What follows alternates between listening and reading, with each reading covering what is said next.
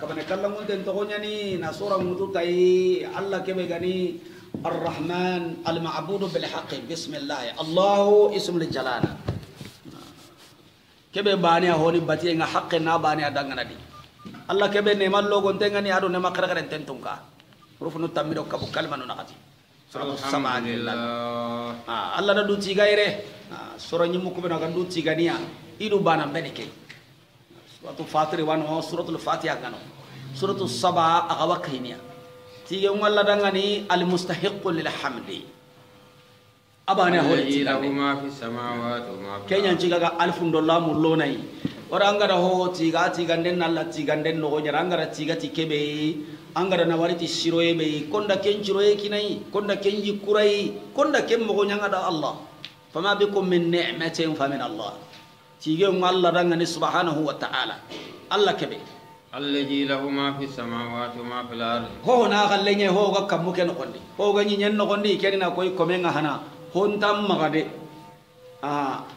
hontam maga bane dutirindi ko ho nan kai ho ga ntam maga ta ken da koy kitidu ho nyanan ke nyembe yo Allah na mulana kiya ko yo yere ko be suna tuwa hana banan ne suna tuwa wodi nanti ho hontin ke maga dunade yere manini maga kalle heti hari bane kiga qur'an da nganita donc anke nyimeni mara hoy kitidu ho nanga ko ho nanga annan kama muru kam mundo nyinyendi no kudu fo Allah bane holi subhanahu wa ta'ala asuna ya tage hoy asuna ya komei asuna mara nenyadi ayan kippe nasu ina subirandi nasu korosi aswa tahta qaharihi Allah khatamande ngure wa tasarrufi hada kitreile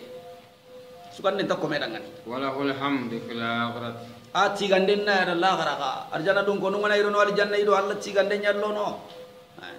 ci ganden wada tunado la ayani kita na na fincu sugge mondeni hi hukuntan tuwana naya kebe inginde nga gundara hinga serenta tiri ni sella hintu akoy ya alam ma yaji flar awatu no ho gorno munye kedi ma yakhruju ado hobe ga baka kenyedi hada mare mu no ki le nyanga do ma fobure nyande ma hobure ro kenyi nyeno gondi de ko Allah ga ma seda yi korto be ga yankana nyenga jegene hobe garuna di iga sere be mullen karni na bulu ke nyedi kenga be nyani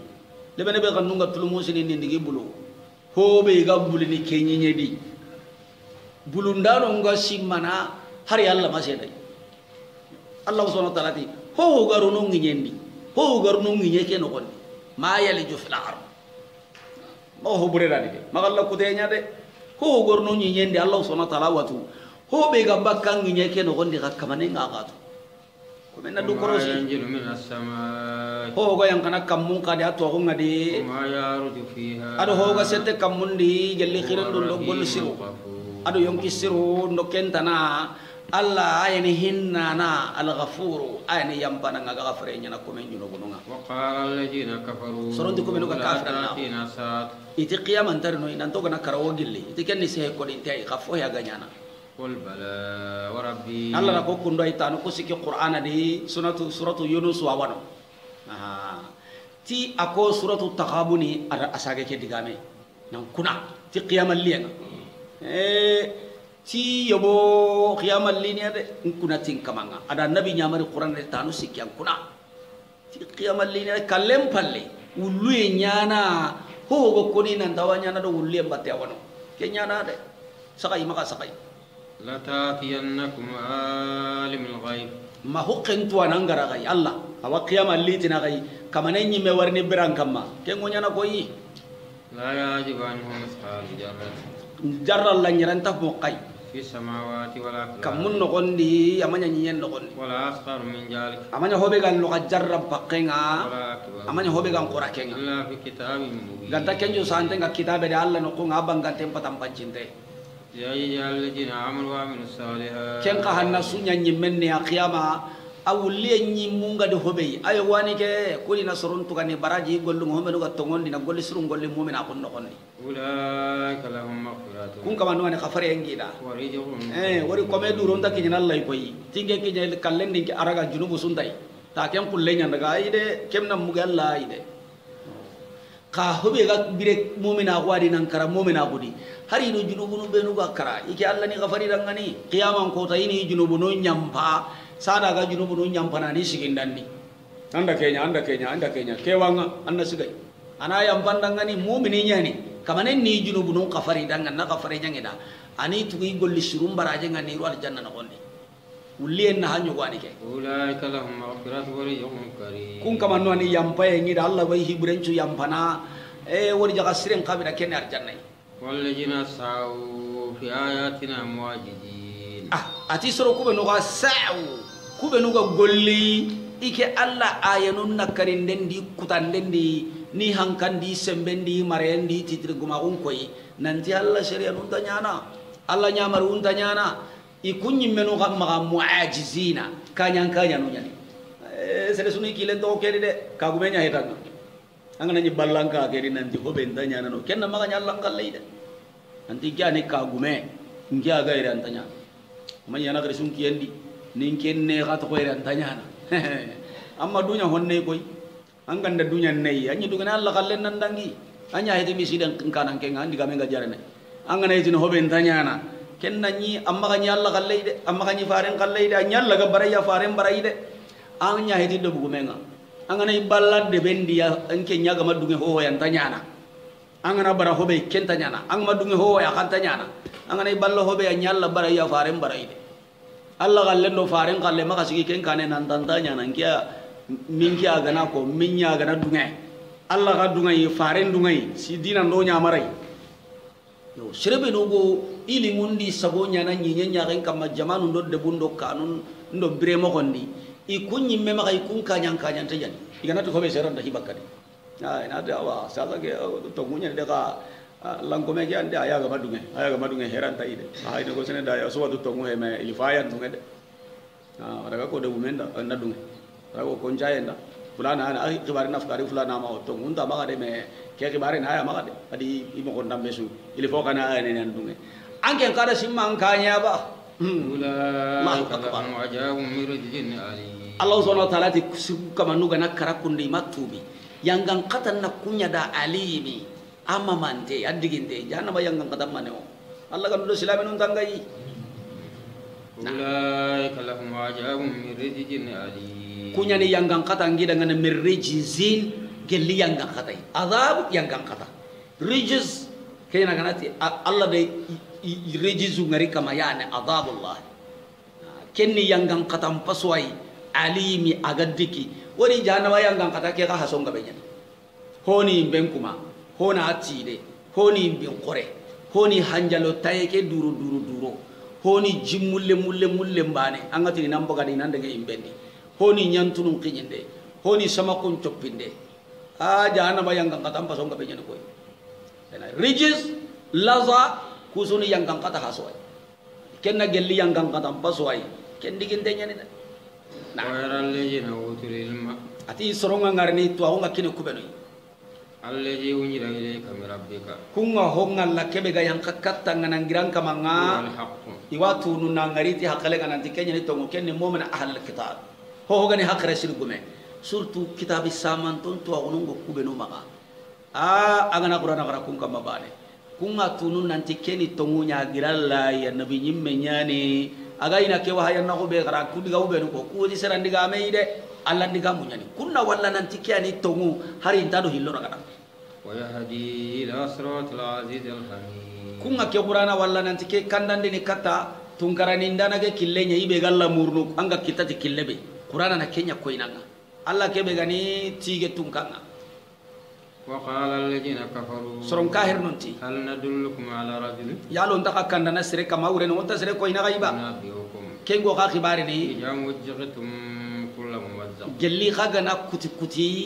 kullu mumazzaqi tamazzuni ankara an muse nan muci cin puncu huncun do ti kaccu do yinti huncu bani asu sanki Koti nyawo mbogo mede kamo sikitan no me koti nyare sudah ka fitte kara nyendi ga keni tamazzo nanti gello wana sanki nyendi omro sonundo guda nun hari me bangetu nyenga hobenu igana di iga sere onta sere ko ina kai kenti to garanya kundo wulinia innakum la fi ghalbin jadid atira nanti ka kunga kawata ga ikurumbari wara annabi sugundi fabeke alaihi salatu wassalam Halimatu Sa'di kina oti Allah da nyakore ke tarikh ngal hobe sabatindi suda lege silama kunga halimatu sadi melege silama kunga nan tubi alhamdulillah akina ya gintenga nyigo kebe faren cugundi fa be atubi ake aygo gaselli faren alayhi salatu wassalam kenda nyawa makka faran na hulli halle kenda nyadi wa dumbenga e igara wari bane ati remme mo he idalle me wari na nabi khillare menni are menni ne khamani itawa ita turiya hakalem bono lew tawa diga me ko no anke jime kana kum wanga tina turi tati o gana kara ida ke diga me ko na tana diga mu akono tonda kara o wullini serebe gada hisire nyayere ina hisire tuganga no kawono igati na arjanna serebe nda hibure nyayere kawono igati ni jahannam kenya nanda itara ko diga mu akono atiti oraga hakalem bono ini mek yenay ari ki nyan nabiya sallallahu alaihi wasallam nabi nyimme ke be ganta sere lokono surtout sere be do deronde gam khawa atire me ida hinu amugo itangi kono iriya gelli hakranga te nyaga nga nabi da qur'ana qara kamma sallallahu alaihi wasallam qur'ana qara kamma na ad-da'wa na hatam pancen kinai atada ngane atimpa ati khiyama atangilliya de o kalla o gilliya iha ilahi dun kinna nga qiyama mi ga daga anki tellaga nangi jigidi nanyonko nanti ga hobe ko nanda duna danya tongu ngaba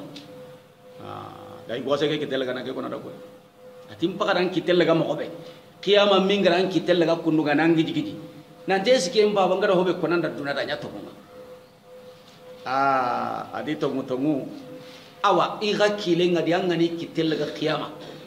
ni tirndi kay anta ki tengal la de manga ndiro ndar janno atubi alhamdulillah iyana ke kesi yotelini quraish al kuffar iti onda sere ko ina gai wagante haqlungan tano ti aga na moti idha muziqtum kullu mumazzaq kaga na kuti nan chanki bangenji hudu ndo hodaga nyinyenda hoiga nyinyen chama kunda yogono wutu jalamin chala kunda yogono wutu honga be nyana ke nyenye wurde kaburam bane wase koyi kaburam bane wase haragana ni kallem palle gam kempe nanti be gama sire nyango yang gangkatene kaburandi wuliye yimme maganyino o ganna kaburan no gontu sire mo dina mo kempu ga bentui nande ko beri gello dunam bere kedi angana kitabul kabair yang gangkatano salli buru sallano ho gida nyagarenga kara iga buru humbe do ga yang kandire kumendi jaka porto akal sununga porto mo be ayere bulundenga nyame iga tilin tengene kanaga dume kemeke akile to kadi ayre khabura kiyadi kadi sibe gada watu akore burnadi ati ili fo illa jaga arina na kun kore jaga ago kinyene kullemenga parce que a porto manen nyere kahini hurenga khabura le menyadi koy adani imbenda gira nyagare laga Allahu akbar saqifa aga sallini islami nyadi ada nyimben ku mudengai amungoni porto banenga ada yimbe ada yinyen caga ina bulu nalle adima tirindi igiranya kare ngale halanga saga ngati wati litalana gada mogobe ngari khaburanga da kona aywa ata haratin tenni salleni da wasallini de ka sallim pakati ati saharatin denga sallim pakati de lawani salla nanya ni awasallini saga nda sira mungkin asallini ade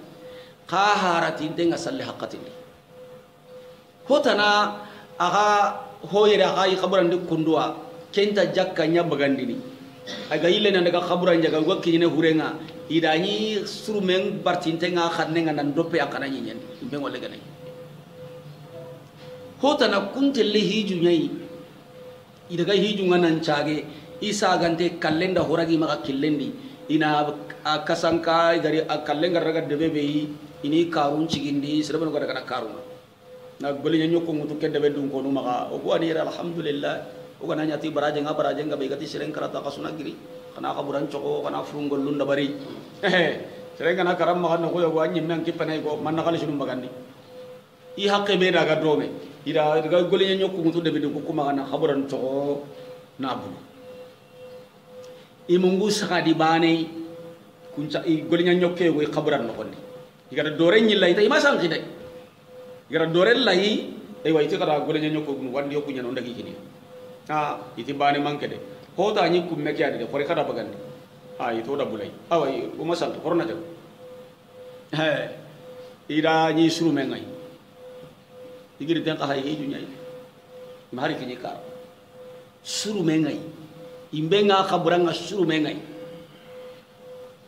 ikon gondi gole nyanyo kengu tu ilabu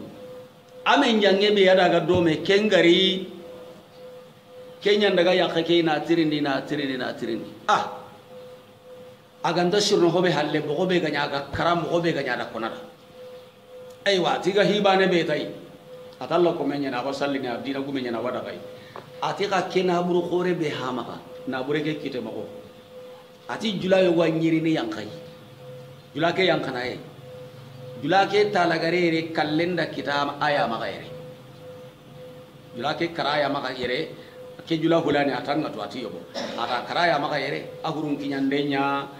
ka jula ke sorongari adayo kunya kinai amaka lisikini besu kawatu jula ke na buru kumenya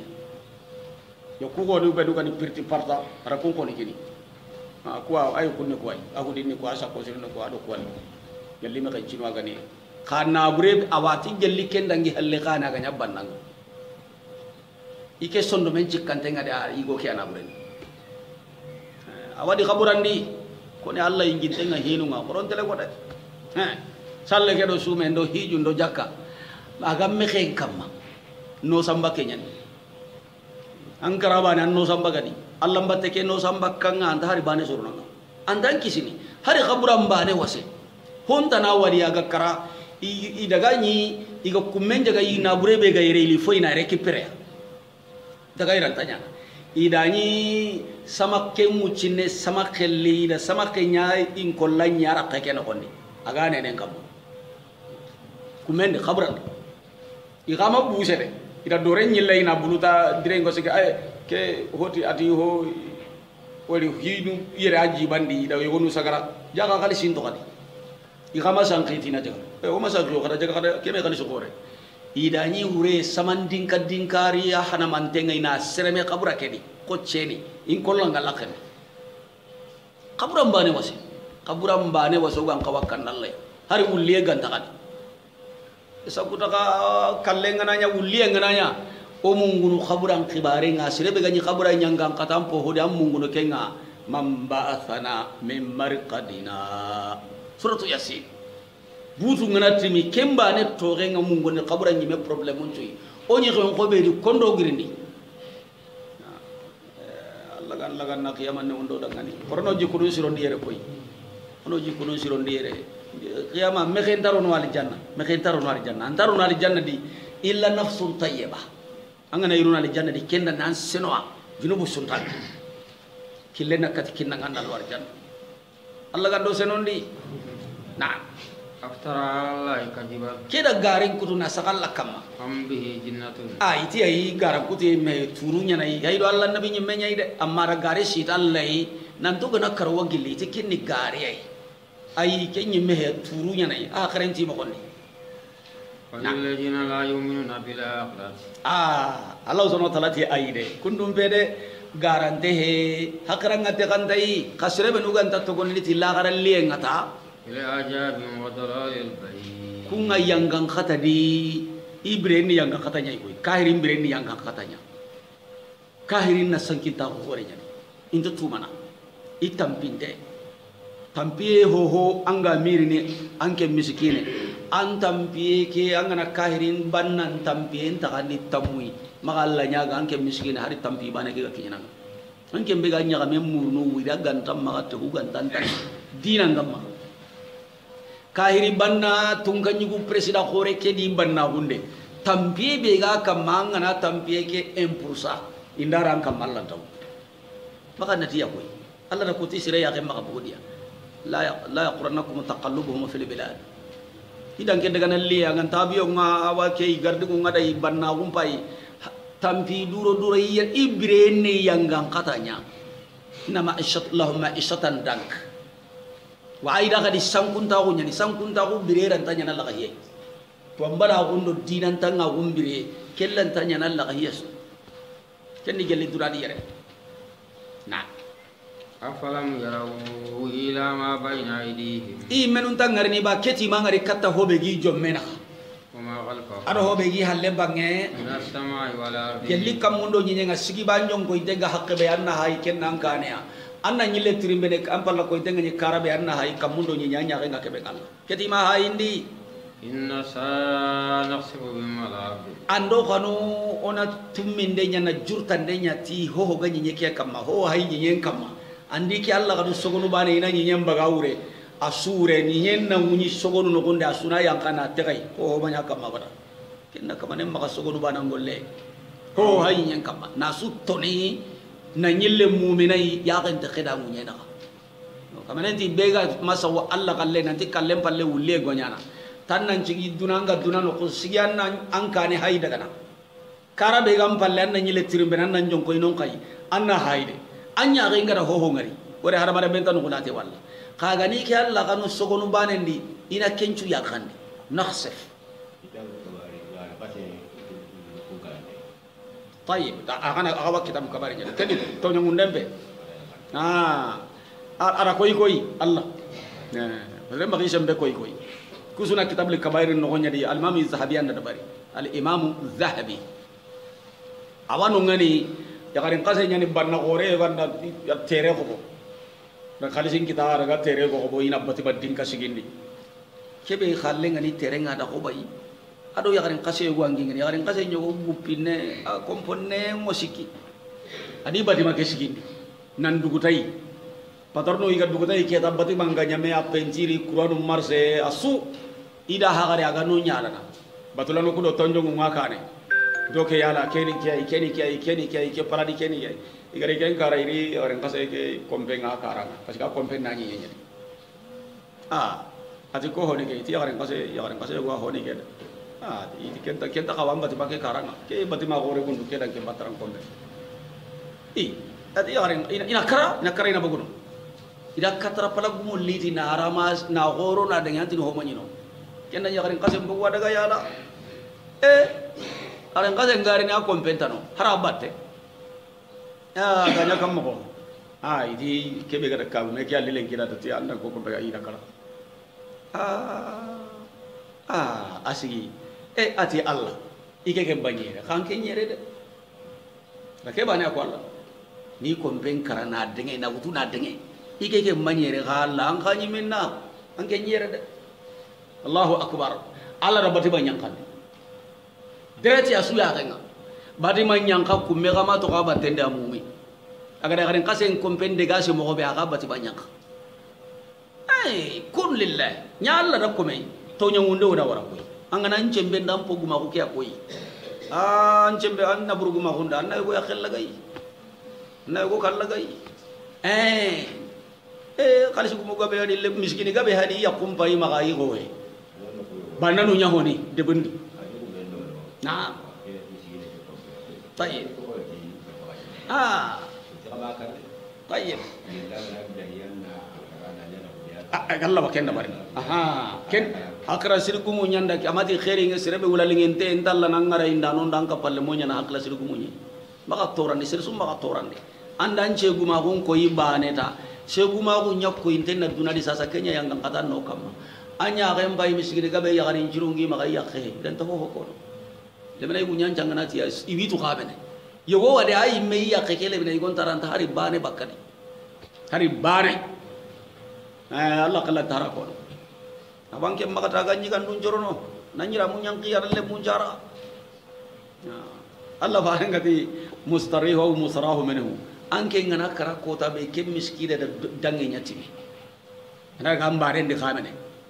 way siki salle ngai go duanga kenai nallanga duanga na hoga be kumire mun khairi ngare mun pa maka batranjre hulani turunna ya diga mun hoga be kumiya khinga adi banna hundi iti til khora gumago men jangu fulano no andi na kam kutu agida ahabatu kunne kallem balle burenni de salle kedo sume dina ngolli kuni tikingu nyai angani beti na fundi amma iga sakka kebe kamma dina ngollunga sakka hobe kamma hana aqida nyane sipasima gollu ngana ro khollendi kebe gara kenta jikku sire jikku dinan jikku ngantano bane so ngonji he gollendo jinya ga kanu bane honta to qadi na Allah subhanahu wa ta'ala kafir no ngara gollu beydunya kahiri nyana duna de gelli daru aya ne lenki maduna gankare duna karne kahir nunya kam kahirin chwani jikku kama nenda kiako atawasaw bihi kahir nu eski da menya maritaya Abu Jahal nu billagarini annabi nyimpano nchuron kahir nu ngara hubenu jabiya farengari da kunya jabai har kilenki tahu anke bedina ngamma kahir nu na kenya jabina munafiki nu na kenya jabina anga diga musu yi ko nan dangani kahir nu da kunya ko duna gani wujunun jate sinu su ke haklalla na kahir su ana dinan konne cuyi ana tomu kontrunya ga sir suma kaya nama kira Allah atawa sawbi eski wasi me yi ina to ku benu ga bara o kura ke jabi to mu ngai ndari ga kana jabi la isondo mu nyamba na tashabahati qulubuhum angana karaken kam mai garo no be an kawarno no ngade inna sa naqsifu bihum ala ard ando ka dona nginyai juru tanditi ana yang kanditi alaihim kisaba min as-sama mona kam mu ke kutiye go kanundi kamma na inna fi jalika la ayatan kai higabe ngakendi yambangande abudin muni kome sudah ngani ke ngani dura saga dengan kata Allah subhanahu wa ta'ala Allah gandonya dura saga nonya tuba noi Allah ganda kafare nya mo ngani no do islam nun takhir janna no ko kisin to ma ti kabanen tum ka onda fon nan kira kutuman lillahi wa judi wa karami Allahumma salli ala rasul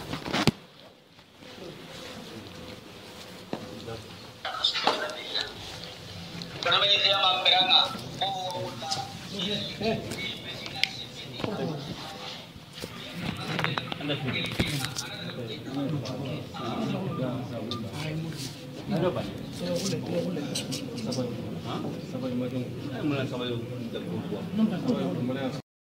Kapan kalau ngomong tentang ni nasora mutu tai Allah kebe gani ar